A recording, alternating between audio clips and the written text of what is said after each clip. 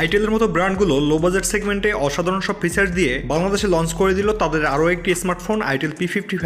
এই ফোনটিতে রয়েছে ডাইনামিক আইল্যান্ড সহ 90 হার্জের রিফ্রেশ রেট, 50 মেগাপিক্সেলের প্রাইমারি লেন্স, 8GB র্যাম ও 12GB স্টোরেজ, যেখানে থাকবে 16GB পর্যন্ত ভার্চুয়াল র্যাম ইউজ করার সুবিধা।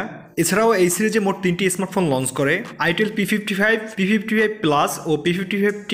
তবে আজকের ভিডিওতে থাকছে আইটেল P55 স্মার্টফোনটির আনবক্সিং সহ ইন ডিটেলস, এই ফোনটি কি আপডেট ফিচার্স নিয়ে বাংলাদেশ মার্কেটে আসলো এবং এর ভালো এবং খারাপ দিক, এছাড়াও এই ফোনটি আসলে কাদের কেনা উচিত, পুরোটা জানবো আজকের এই ভিডিওতে। সো ভাই ব্রাদার, আমাদের এই ভিডিওটি ভালো লাগলে অবশ্যই একটি লাইক ও আমাদের চ্যানেলের নিয়মিত আপডেট পেতে চ্যানেলটি সাবস্ক্রাইব করে সাথেই থাকুন। প্রথমেই আনবক্সিং। এই ফোনটির বক্স কন্টেন্টে রয়েছে উপরে এই ফোন, এরপরে user manual, soft transparent back cover যেটা প্লাস্টিক দিয়ে তৈরি, ইউএসবি টাইপ-সি চার্জিং কেবল, 18 ওয়াটের চার্জার আর সবশেষে একটা সিম ইজেক্টর টুল। ওভারঅল এই ছিল আইটেল P55 ফোনটির বক্স কন্টেন্ট। এবার যদি আমরা এই ফোনটির দিকে আসি, বেশ স্টাইলিশ ব্যাক প্যানেলে সানশাওয়ার টেক্সচার ডিজাইন থাকা এই মোবাইলটি কিন্তু হাতে নিলেই বেশ প্রিমিয়াম একটা ফিল পাওয়া যায়। সেই সাথে রেয়ার প্যানেলে রয়েছে বিগ সাইজের দুইটা সেন্সর, দূর থেকে এই ফোনটাকে দেখলে ক্লোজ টু আইফোনের মতনই লাগে। এছাড়াও 6.6 ইঞ্চি ডিসপ্লে সহ এই ফোনটির থিকনেস 8.4 মিলিমিটার এবং ওজন 186 গ্রাম। ওভারঅল বেশ পাতলা ও হালকা হওয়ার কারণে ফোনটি ইজিলি সিঙ্গেল হ্যান্ডে ইউজ করা যাবে এবং ইনহ্যান্ড ফিলটাও অনেক প্রিমিয়াম লাগবে।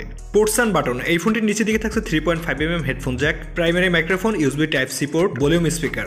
রাইট সাইডে থাকছে ভলিউম ব্রোকার ও পাওয়ার অন অফ বাটন, যেটা সাইড মাউন্টেন ফিঙ্গারপ্রিন্ট স্ক্যানার হিসেবে কাজ করে। উপরের দিকে কিছুই থাকছে না। লেফট সাইডে থাকছে সিম কার্ড ট্রে, যেখানে দুইটি সিম কার্ড সহ একটি এসডি কার্ড ব্যবহার করা যাবে। এই ফোনটির ফিঙ্গারপ্রিন্ট পজিশন একদম ঠিকঠাক জায়গাতেই রয়েছে। অনেক ফাস্ট ফোনটিকে আনলক করার সাথে সাথে এই ফোনটিতে থাকা ফেস আনলক সিস্টেম যথেষ্ট ফাস্ট অ্যান্ড স্মুথলি কাজ করে। এবার যদি আমরা এই ফোনটির স্পিকার পারফরমেন্সের কথা বলি, মোটামুটি ভালো একটা সাউন্ড প্রোভাইড করে থাকে। এইরকম বাজেটে সত্যিই অসাধারণ ছিল। অপারেটিং সিস্টেমে থাকছে অ্যান্ড্রয়েড 13। এছাড়াও এই ফোনটিতে আপ টু 16GB পর্যন্ত ভার্চুয়াল র্যাম ইউজ করার সুবিধা রয়েছে। মাল্টিটাস্কিং এর কথা বলতে গেলে এই ফোনটিতে 90 হার্জের রিফ্রেশ রেট থাকার পাশাপাশি 180 হার্জের টাচ স্যাম্পলিং রেট থাকার কারণে আপনি এই ফোনটি থেকে হেভি ইউজ করতে পারবেন, কোনো প্রকার ল্যাগিং এর দেখা মিলবে না। এই ফোনটির র্যাম ম্যানেজমেন্ট অনেক ভালো হয়, আপনি অনেকগুলো অ্যাপস ব্যাকগ্রাউন্ডে রান করে খুব স্মুথলি সফট ভাবে ব্যবহার করতে পারবেন। আশা করি কোনো ধরনের ল্যাগিং বা ফ্রেম ড্রপের প্রবলেম ফেস করতে হবে না। এই ফোনটি থাকছে 6.6 ইঞ্চি এইচডি প্লাস আইপিএস এলসিডি প্যানেলের ডিসপ্লে, আরও থাকছে 90 হার্জের রিফ্রেশ রেট এবং ডিসপ্লে রেজলিউশন হচ্ছে 2460x1080 পিক্সেল, যেটা থেকে আউটডোর বা সানলাইটে কোনো রকম প্রবলেম দেখা যাবে না। বেশ কমফোর্ট একটা ফিল পাওয়া যায়। প্রাইস বিবেচনায় ডিসপ্লে চিন বেজেল মোটামুটি ঠিকঠাকই রয়েছে। ডিসপ্লে উপরের দিকে থাকছে সিঙ্গেল পাঞ্চুয়াল কাটআউট। ক্যামেরা সেকশনে রেয়ার প্যানেলে যেমনটা বলেছিলাম ডুয়েল ক্যামেরা সেটআপ রয়েছে।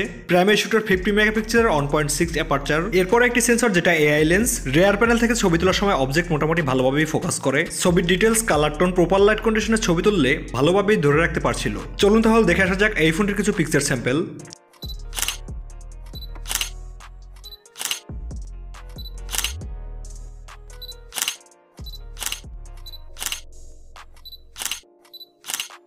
এই ফোনটি থেকে ভিডিও রেকর্ড করা যাবে 180p 30fps পর্যন্ত। সত্যি কথা বললে এই বাজেটের মধ্যে ভিডিও ও ক্যামেরা পারফরমেন্স ঠিকঠাকই রয়েছে। তবে সেলফি ক্যামেরা হিসেবে থাকছে 8 মেগাপিক্সেলের একটি শুটার, যেটা 2.5 অ্যাপারচার, যেটা দিয়ে সোশ্যাল মিডিয়ার রেডি টাইপ ছবি পাওয়া যায়। ওভারঅল অনেকের কাছে এই ফোনটির সেলফি ক্যামেরা ভালোই লাগবে। পারফরমেন্স। এই ফোনটিতে রয়েছে ইউনিসেক্স T606। এই চিপসেটটি বর্তমান সময়ে লো বাজেট সেগমেন্টের জাতীয় প্রসেসর। 2024-এ অনেক বাজেট ক্যাটাগরি স্মার্টফোনে এই চিপসটি দেখা গেছে, যেটা 12 ন্যানোমিটার আর্কিটেকচারে বিল্ড করা।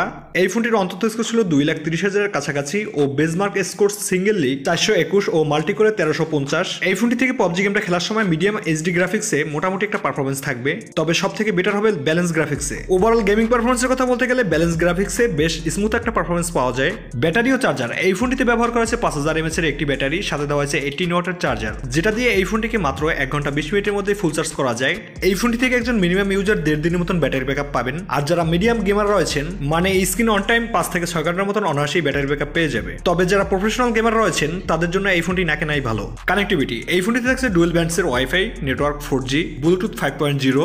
সবশেষে আসা যাক এই ফোনটির প্রাইসিং এর দিকে এবং এই ফোনটি আসলে কাদের কেনা উচিত। এই ফোনটি বাংলাদেশ মার্কেটে দুইটি র্যাম ভ্যারিয়েন্টে লঞ্চ করে, 4GB 128GB ও 8GB 128GB স্টোরেজ। তবে যেমনটা বলেছিলাম এখানে থাকছে 16GB পর্যন্ত ভার্চুয়াল র্যাম ইউজ করার সুবিধা। প্রাইসের কথা বলতে গেলে 4GB 128GB স্টোরেজ ভ্যারিয়েন্টের প্রাইস রাখা হয়েছে 11,990 টাকা, আর এর যে 8GB 128GB ভ্যারিয়েন্টটি রয়েছে তার প্রাইস রাখা হয়েছে 13,490 টাকা। তো এবার আসা যাক এই ফোনটা আসলে কাদের কেনা উচিত। প্রথমেই বলে রাখি, যারা একটা স্টাইলিশ ফোন চাচ্ছেন, চার্জিং ব্যাকআপটা অনেক ভালো থাকবে, মাল্টিমিডিয়া অনেক কনজিউম করে থাকেন, হালকা পাতলা গেমিংও করেন, তার পাশাপাশি টুকটাক ফটোগ্রাফিরও শখ রয়েছে, তাদের জন্য এই ফোনটা আমি মনে করি 11 থেকে 12,000 টাকার মধ্যে right now one of the best choice হবে। সো ভাই ব্রাদার, আজকের ভিডিও এই পর্যন্তই। আপনারা যদি আইটেল P55 সিরিজের বাকি দুইটা ফোনের ডেডিকেটেড ভাবে রিভিউ পেতে চান অবশ্যই কমেন্ট করে জানাবেন। আজকের মতো বিদায় নিচ্ছি, দেখা হবে পরবর্তী কোনো ভিডিওতে। সবাই ভালো থাকবেন, সুস্থ থাকবেন।